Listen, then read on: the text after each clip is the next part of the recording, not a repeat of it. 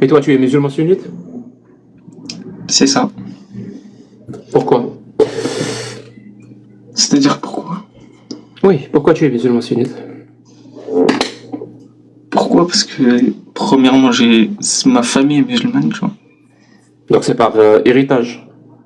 Premièrement, dans un premier temps, je pense comme tout le monde, hein. Ou comme beaucoup de monde, on va dire. À part peut-être les gens qui se sont convertis.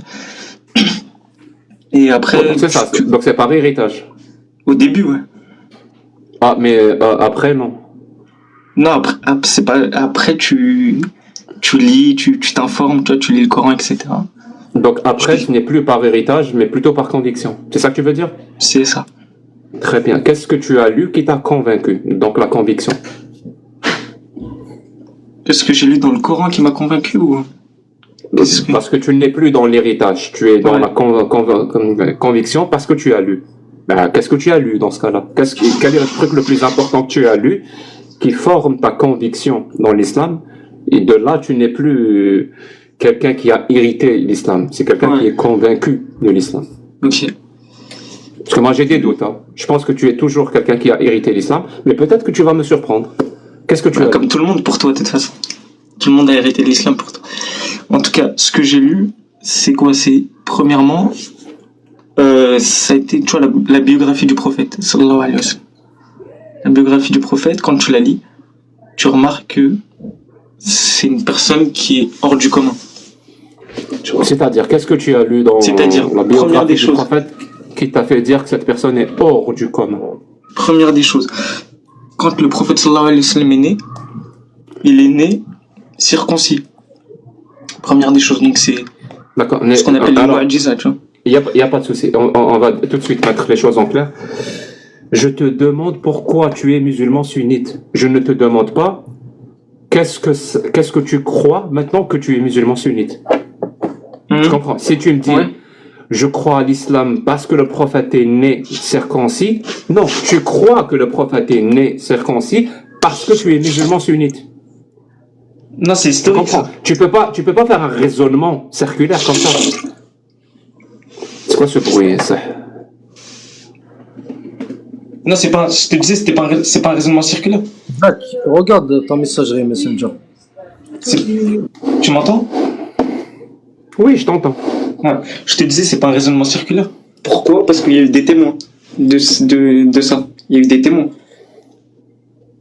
C'est-à-dire que la biographie a été écrite. Je sais pas, j'ai pas envie de dire de conneries. Je sais pas si c'est des historiens ou en tout cas il y a une biographie du prophète qui dit que voilà, il est né circoncis. Déjà, ça c'est la première des choses qui dit que voilà, que c'est une personne qui est hors du commun. Deuxième des choses. Mon pote, encore une fois, tu confonds. Tu dois me dire qu'est-ce qui t'a convaincu que c'est vrai, que ton prophète est né circoncis.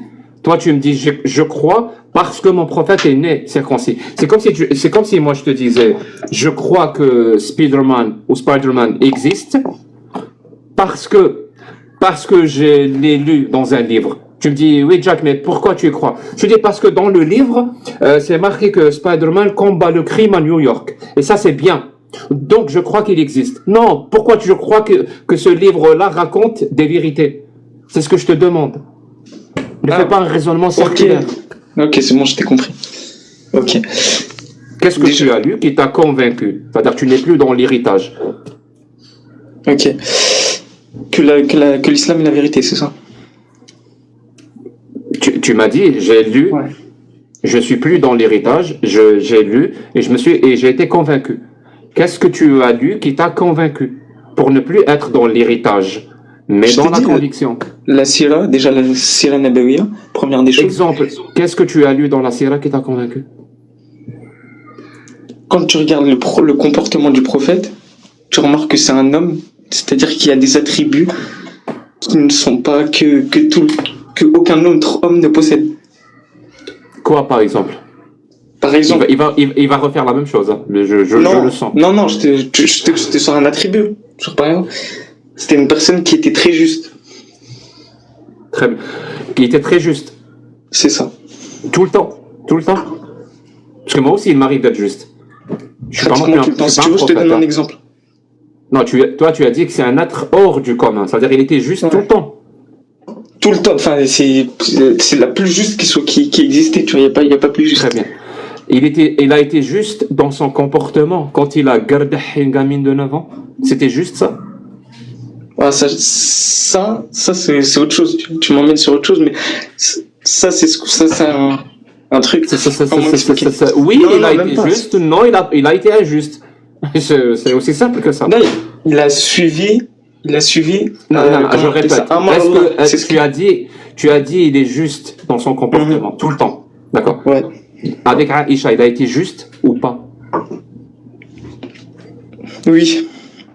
Très bien, ça veut dire que Ali Baba, laissé présent, s'il fait la même chose, il garde une gamine de 9 ans, on peut dire que Ali Baba a été juste avec cette gamine. Non. Ah, bah. Non, Je sais pourquoi? pas, Je peux sais t'expliquer plus pourquoi. quoi. Je sais plus quoi dire. Moi. Mais est-ce que je peux t'expliquer pourquoi? Bah explique-moi. C'est à cause de ses cheveux. Non, c'est pas ça. C'est que le mariage de Aïcha, c'est un ordre divin. C'est-à-dire que il a eu des rêves et Dieu lui a dit de se marier avec cette fille-là. Faut rappeler, parce que souvent tu parles du mariage de Aïcha, faut rappeler quand même que c'est la fille d'Abu Bakr Siddiq, l'un des compagnons les plus proches du prophète. C'est-à-dire que le Abu Bakr Siddiq radiallahu anhu, Il n'y il a a donné pas sa de souci. fille. Ali Baba aussi, la gamine de 9 ans, c'était la fille de son meilleur ami. C'est ça, Ali Baba. Ah, c'est ça. La fille de mon Non, meilleur mais ami. Ali Baba, il a un compas, enfin, il arrive même Mais pas c'était vraiment la gamine de son meilleur ami. Donc on peut dire que Ali Baba a été juste avec cette gamine. Est-ce qu'il a Moi, été les juste gens. avec elle? Non, parce que je t'ai dit, c'est un ordre divin. Est-ce que lui, il a reçu un ordre divin? Enfin, je sais pas. Bien sûr, il a reçu un ordre divin. C'est ce qu'il a dit, en tout cas. C'est ce qui. Ouais, Mais bah, apparemment, pour toi, il suffit de le dire pour que ça soit vrai. Non. Ali Baba le dit dans ce cas-là. Mais qu'est-ce qui me prouve que c'est un prophète ou que c'est. Parce Rien qu'il qui est me le juste. prouve. Parce qu'il est juste. Parce qu'il est juste tout le temps. Oui, la preuve, il a gardé une gamine de 9 ans. Non, mais il est pas juste. Enfin, tu me dis parce qu'il est juste. Tu comprends tu ce me que tu demandes de veux, faire de la fiction. tu vois ce que c'est que le raisonnement circulaire ou pas? Là, je te jure, je vois pas en quoi c'est un raisonnement circulaire. Explique-moi pourquoi c'est un raisonnement circulaire. J'ai pas capté. Je te dis, il est juste. Ali tu Baba me dis- est un prophète. Ali Baba est un prophète. Pourquoi? Parce qu'il a dit que c'était un prophète. Ok. Pourquoi je crois que c'est vrai ce qu'il a dit? Parce que c'est une personne hors du commun. Il est juste tout le temps. Comment je sais? Il s'est marié avec une gamine de 9 ans, de 6 ans, qu'il a gardé à 9 ans, et c'était un ordre divin. Et cette gamine, c'était la fille de son meilleur ami. Donc c'est la preuve qu'il est juste. Et parce que c'est ça, il est juste, donc c'est un prophète, donc c'est Dieu qui lui a parlé. Pourquoi c'est Dieu qui lui a parlé? Parce que justement, il est juste dans sa vie. Tu comprends le raisonnement circulaire? Ah, Et on ouais, tourne, Et on oublie tourne, pas que on Jack, tourne. Jack, il a lu ma biographie aussi. Malheureusement, biographie. Ok. D'accord, mais. Enfin, c'est le dans ce premier cas-là, tome. Ok, donc si Ali Baba c'est un prophète, est-ce que je peux te poser des questions sur ce prophète pour vraiment vérifier si c'est un prophète? Vas-y, vérifie. Je peux même te dire quelle est la première question que tu dois lui poser pour savoir Ok. vraiment si c'est un prophète. Hein. Vas-y. Alors, et là, on va toucher quelque chose Attends, je vais agrandir notre prophète. Est-ce que tu es avec nous, notre prophète? On va te poser Non. une question que seul un prophète peut répondre. Ça va. 3 questions, non? 3? Non. Avant les 3 questions, c'est une question. Ouais. Ok. Dis-moi, Ali Baba, le prophète, où va le soleil quand il se couche? Il va sous le trône d'Allah. Pourquoi faire? Ah bon, après, les détails... Dans les grandes lignes, c'est ça. Ouais, voilà. Il y va Non, je pour crois, se prosterner. Voilà, il va Astreint. se prosterner sur le trône d'Allah, c'est ça. Voilà. C'est bon. Est-ce que sa réponse est une réponse de prophète, Mohamed? En tout cas, c'est ce que le prophète sallallahu alayhi wa sallam m'a dit. Mais là, vous êtes dans le sarcasme. Il n'y a pas de souci. Est-ce que sa réponse, c'est une réponse juste? Oui, c'est la bonne réponse. Ah, donc pour toi, quand le soleil se Non. couche, il va aller se prosterner sous le trône d'Allah? C'est ça. Il se couche pas le soleil.